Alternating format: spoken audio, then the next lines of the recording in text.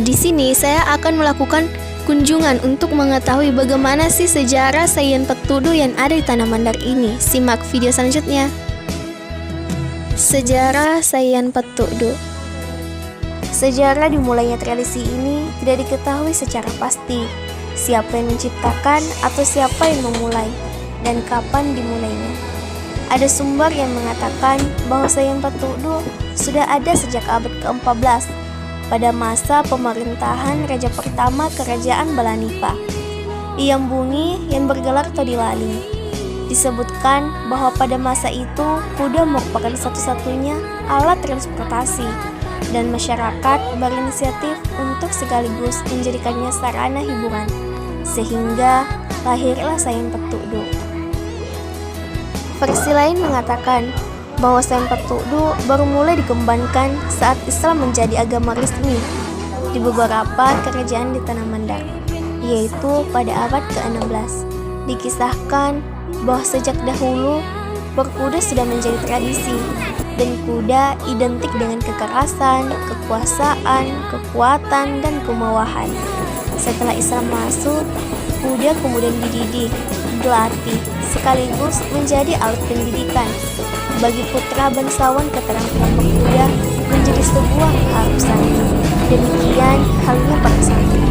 Kemampuan untuk membuat kuda patuh kepadanya menjadi salah satu tolak ukur keberhasilannya sebagai santri yang telah menamatkan pengajian.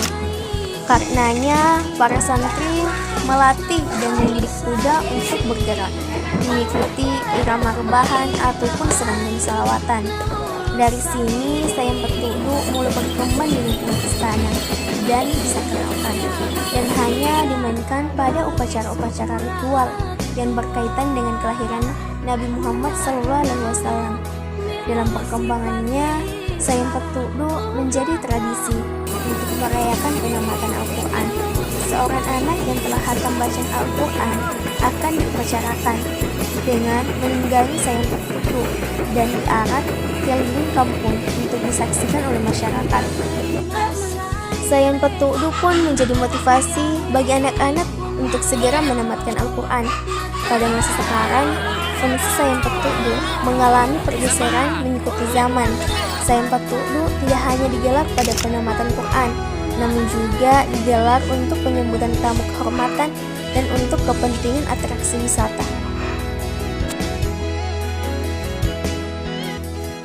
Nah, sekarang saya berada di salah satu tugu yang ada di Mandar. Tugu ini menyimbolkan adat yang ada di Mandar, yaitu Sayan Petudu.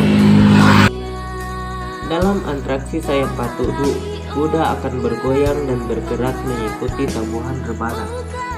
Di atas punggungnya duduk seorang gadis dengan posisi khusus. Salah satu lutut kaki agak ditegakkan dan tangan ditopangkan di atasnya sambil memegang kipas. Kaki lainnya ditekuk ke belakang dengan lutut menghadap ke depan. Selayaknya seorang penari, sang kuda dihias dengan berbagai aksesoris.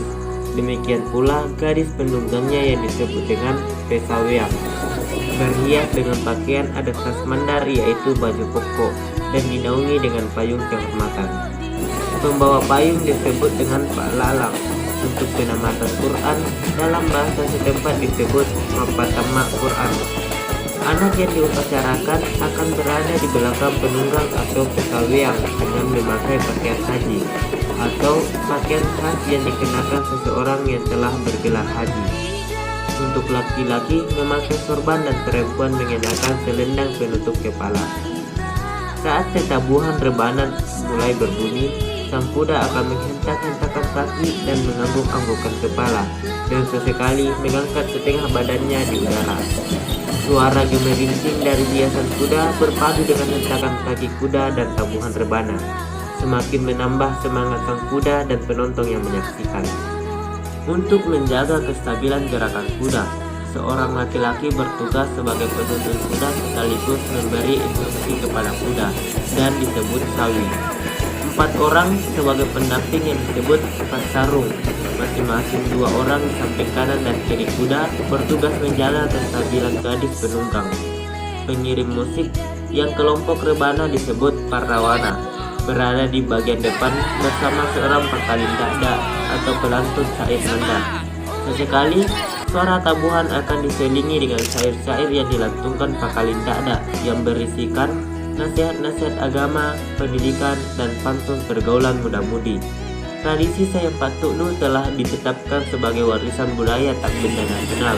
Dengan demikian, maka tradisi ini telah menjadi milik rakyat Indonesia dan adalah menjadi kewajiban kita bersama untuk menjaga dan melestarikannya. Baju Patuk Du Tawaine merupakan baju tradisional suku Mandar, Sulawesi Barat. Baju ini mencerminkan busana yang digunakan oleh perempuan Mandar pada umumnya. Baju Patuk Du Tawaine sering digunakan pada pernikahan adat maupun untuk busana tari Patuk Du. Baju ini memiliki jumlah yang cukup banyak menyesuaikan acara yang sedang dibawakan. Busana perempuan atasan busana Patuk Du Tawaine. Untuk perempuan adalah rawang bono untuk adat pernikahan dan baju pokok untuk busana tarian. Keduanya berbentuk baju lengan pendek dengan bahan kain yang memiliki warna cerah.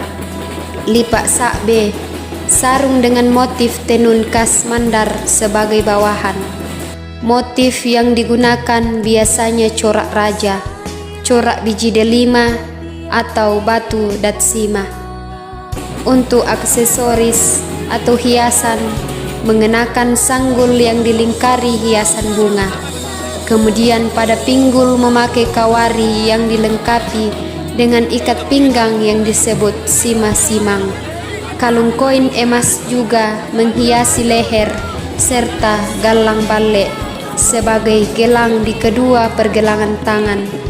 Busana pria, busana Patuk Du Tawaine untuk pria lebih sederhana dibandingkan pakaian perempuan.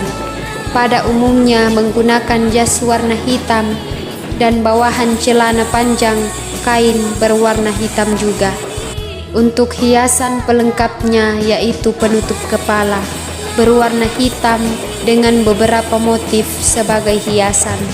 Untuk baju ditambahkan juga kain sarung tenun yang dililit pada pinggang. Busana Patuk Du Tawaine untuk pria sengaja dibuat sederhana karena ingin menunjukkan bahwa seorang laki-laki